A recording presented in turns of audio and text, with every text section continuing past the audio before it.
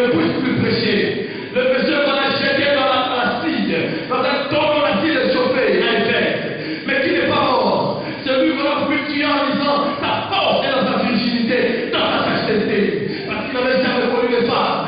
Quand on la met sur lui, il n'est pas fausse. Il dit que je tiens l'esprit, et le Seigneur m'a emmené à son jour. Et la Bible dit que il m'a donné au jour du Seigneur. Il n'est pas le dimanche. Jacob a son jour, et Dieu a son jour. Il dit le jour du Seigneur, le jour du jugement dernier. Il m'emmène jusqu'au jour du Seigneur. Il m'emmène dans l'esprit. Et j'avais un homme qui avait la foi comme le réchauffement des corseaux. J'ai vu quelqu'un qui était là, dont les yeux brillaient comme le soleil. Or, cette personne-là, c'est la même personne sur qui il posait, a toujours posé sa tête sur la poitrine de cette personne-là. C'était Yoshua, Jésus de Nazareth. Mais nouvelle version. Il n'était pas capable de le reconnaître. Lui qui connaissait l'auteur de Jésus. Lui qui connaissait le mythe de Jésus. Lui qui connaissait sa manière d'être. On dit que l'apôtre Jean faisait des blagues comme Jésus. On dit que même dans sa manière de s'asseoir, il s'asseyait comme Jésus. Mais quand il a vu Jésus suivi de Patmos, il ne l'a plus reconnu. Il dit, mais qui es-tu? Je suis l'alpha et l'oméga, le premier et le dernier, le commencement et la fin. J'étais mort, voici je suis vivant. Il n'a pas honte de parler de sa mort. Il dit, j'étais mort, mais maintenant je suis vivant. Je tiens le cœur de la mort et du séjour de mort. Et il commence à lui donner des âges. Écrit à l'ange de l'église. Écrit à l'ange de l'église. À cette église de la Mineure.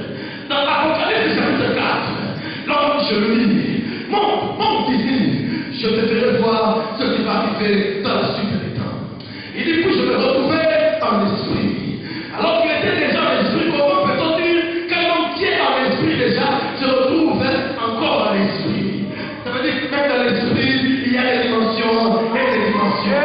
Et là, il dit, j'ai vu une porte ouverte dans le ciel. Oh frère, quand j'ai tombé, ce n'était pas l'eau qui venait des nuages. La Bible dit, puis les écluses des cieux s'ouvrent. Le ciel a des portes. Le ciel a des portes spirituelles. Et tu as vu une porte ouverte dans le ciel. Et la foi me dit, monte ici. Je te ferai voir ce qui va arriver dans la suite. Quand il est arrivé là-bas, quand un homme est arrivé là, aucun homme n'est jamais arrivé. Il a vu ce qu'aucun homme ne nous a jamais expliqué. Ézéchiel a vu Dieu. Il a vu les 4 êtres vivants. Il n'a jamais vu l'agneau. Il n'a jamais vu les 4 vieillards. Esaïe a vu le Seigneur assis sur son trône. Il n'a jamais vu les 4 vieillards. Il n'a jamais parlé de l'agneau qui était là comme immolé. Et après, tout à coup, j'ai vu l'agneau qui était là comme immolé. On lui disait à toi la gloire, l'honneur, la puissance. Aucun chapitre avant, on disait déjà, il disait, j'ai vu quelqu'un qui était assis sur le trône. Et à lui, on disait, à toi la gloire, l'honneur et la puissance. Est-ce que cela veut dire qu'il y avait 2 trônes?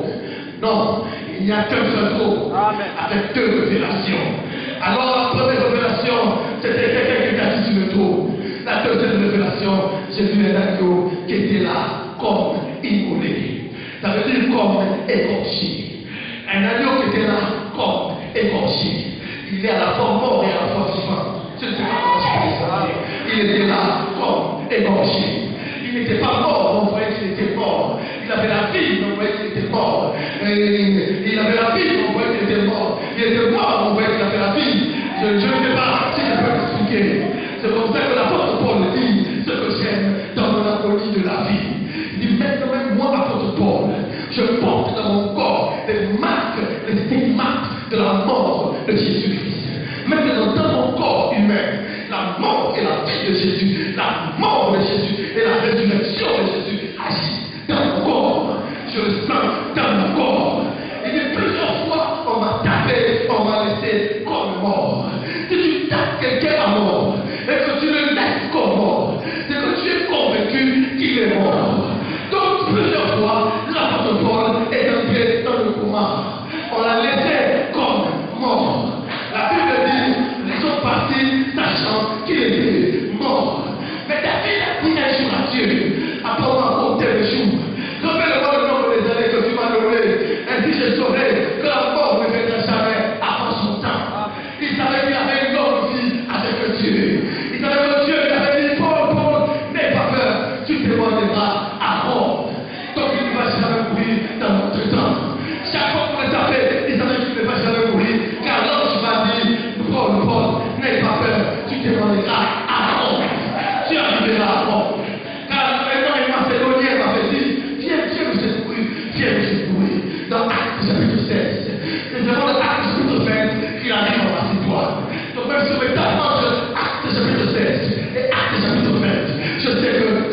à mourir. Et même on les laisse, étant convaincu que je suis mort, moi je sais que je ressusciterai. Plusieurs fois, on l'a laissé comme mort, convaincu qu'il était mort. Mais il dit, en moi, je ne suis pas seulement la mort de Jésus, en moi, je suis aussi la vie de Jésus. Il y a donc une puissance au-delà du chrétien que j'appelle la puissance de la résurrection. Et Éphésiens chapitre 3, verset 20 dit, à celui qui peut faire infiniment, au-delà de ce que nous demandons ou pensons, par la puissance qui agit en nous. Les gens s'arrêtent seulement en disant, il peut faire au-delà de ce que nous demandons ou pensons. Non, la Bible dit, par la puissance qui agit en nous. Oh, il y a une puissance qui agit au-delà de nous. On appelle ça en grec dynamos, la puissance mécanique de Dieu. La puissance qui fait que je n'arrive pas à dormir la nuit et me faire lever pour prier. C'est la puissance qui me dit, laisse-moi prier. C'est la puissance qui fait que quand on m'envoie les flèches ne m'atteignent pas. La puissance qui agit au-dedans du chrétien. Est-ce que je peux être un prophète aujourd'hui? Un seul Dieu de parler déjà et de prophétiser. Ainsi cet homme se retrouvait au ciel et il a vu un agneau qui était là comme immolé. À un moment donné, un homme s'est posé une question. Il dit, Dieu dit d'ouvrir le livre et de rompre les sceaux. Il dit, il y eut un silence dans le ciel. Le silence de Dieu ne fait pas, Dieu ne connaît pas la place. Le silence de Dieu peut aussi dire que Dieu a déjà parlé. Il y a un silence dans le ciel. Et lui se dit, comme il y a un silence dans le ciel, c'est qu'il n'y a personne de ligne dans le ciel, sur la terre, sous la terre. Alors, par conséquence, il s'est dit à pleurer. Il dit donc moi, votre chambre, j'ai hâte. Je me suis dit à pleurer. Je pleurais parce que je réalisais qu'il n'y avait plus d'espoir pour l'humanité. Parce qu'il n'y a personne qui me révélait ce que Dieu a décidé et qu'il a scellé. Car la révélation est toujours scellée. Le message est toujours codé. Il faut que le Saint-Esprit vienne le décoder pour nous. Est-ce que je peux continuer à parler? La Bible montre qu'il est en train de pleurer. Mais il y a une scène qui se passe au ciel. C'est que pendant que lui est en train de pleurer, il y a 24 vieillards qui sont prosternés. Ils ont jeté leur couronne et ils sont en train de l'adorer. L'adorer à Dieu, il dit la gloire, l'honneur, la puissance. Et lui est à côté en train de pleurer. Jean pleurait, le 24 vieillards adorait. Jean pleurait et eux adoraient. À un moment donné, un des adorateurs a été dérangé. Et il dit, mais Jean, tu nous déranges. Pourquoi est-ce que tu es en train de pleurer? Il fait parce qu'il n'y a personne. Et les gens disent, Jean, regarde l'agneau immolé, le lion de la tribu de Juda. Il a vaincu, il est triste. Tu pleures parce que tu n'as pas la révélation. Si tu as la révélation, tu ne pleureras plus. Je ne sais pas si tu me comprends. L'apôtre Paul dit en Romains chapitre 8 que les souffrances du temps présent ne peuvent pas être comparées à la gloire à venir qui nous sera révélée. Le problème de la gloire à venir, c'est la révélation. Quand elle est cachée, j'ai peur. Parce que je ne sais pas de quoi au lendemain sera fait. Voilà pourquoi j'aime l'esprit de la prophétie. Voilà pourquoi j'aime la prophétie. Car l'Éternel vient dire Korama Adonai, ainsi dit le Seigneur. Et il commence à te révéler les choses à venir. Et il commence à te dire comme il disait à Abraham, n'aie pas peur, tu mourras après le siècle d'une heureuse vieillesse. Ta descendance sera étrangère en Égypte. Voilà ce qui va se passer. Ils ne seront pas au 4 siècle. Le plan déjà est clair. Aussi longtemps que le plan n'est pas clair, c'est normal qu'on soit inquiet. Voilà pourquoi la Bible dit quand tu es inquiet, invoque-moi et je te répondrai. Voici de quoi sera constituée ma réponse. Je t'annoncerai des grandes choses et des choses qui sont cachées et des choses que tu ne connais pas. Dis à ton voisin, il y a des choses que tu ne connais pas. Dis à ton voisin, il y a des choses que tu ne connais pas sur ton futur. Oh, alléluia. Des fois, on n'arrive pas à affronter la foi parce qu'on n'a pas la révélation de demain. On ne sait pas de quoi notre demain sera fait. Les choses qui réussissent dans le monde, même les païens, ils sont entourés, si pas des prophètes, des défunts, des médiums. Ils aiment savoir de quoi demain sera fait. Pour diminuer le stress et la peur au-dedans d'eux. Alors Jean pleurait parce qu'il n'avait pas la révélation. Si Jean a pleuré au ciel, alors les chrétiens dans l'église ne peuvent pas pleurer. S'il chante et au ciel, n'a pas eu cette révélation et s'est mis à pleurer.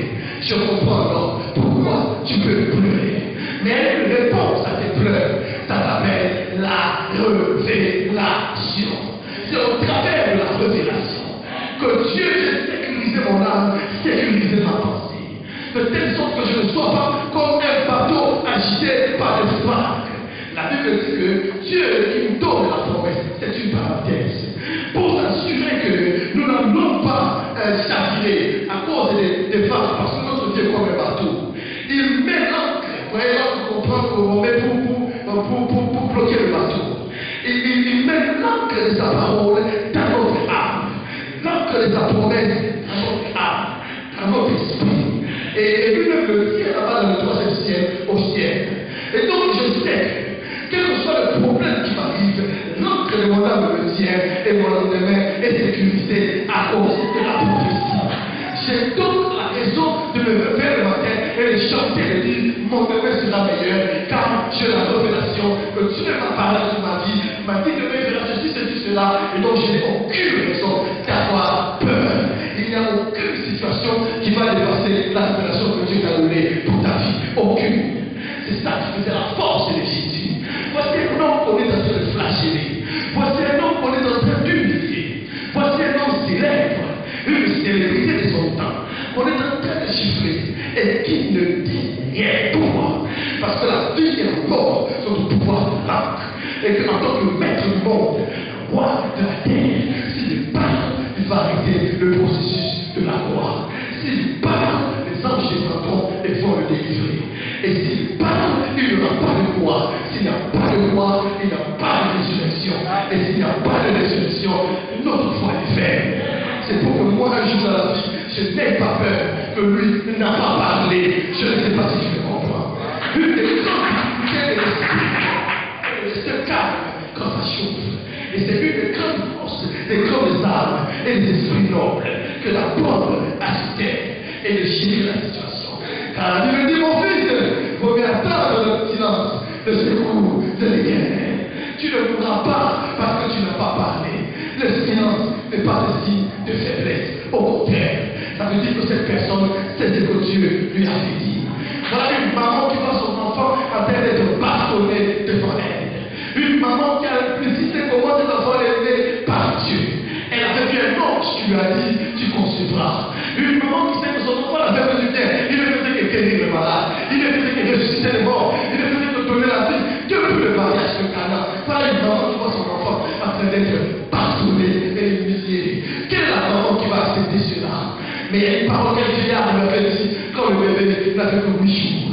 Et le vieillard lui avait dit, maman, tu sais, à cause de cet enfant, ton cœur sera transpercé par une épée. C'était Siméon qui avait dit cela à Marie.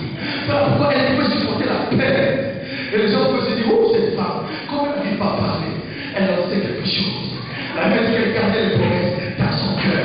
Je ne sais pas si je prophétise à quelqu'un qui est en train de passer dans une agonie. L'agonie c'est quoi? C'est une souffrance qui est tellement intense qu'elle commence à te faire perdre ton équilibre et le foi, la maîtrise de soi. Je sais reconnaître qu'un frère est en train de passer par l'agonie dans sa vie quand je le vois se comporter différemment de la manière dont il est connu. Je sais qu'il est en train de me dire, comme on dirait en anglais, est en train de régler un problème plus grand que lui. Et voilà pourquoi il commence à perdre la tête. Je sais comment voir qu'une sœur est en train de passer par l'agonie quand je la vois dire ce qu'elle ne disait pas auparavant, porter ce qu'elle ne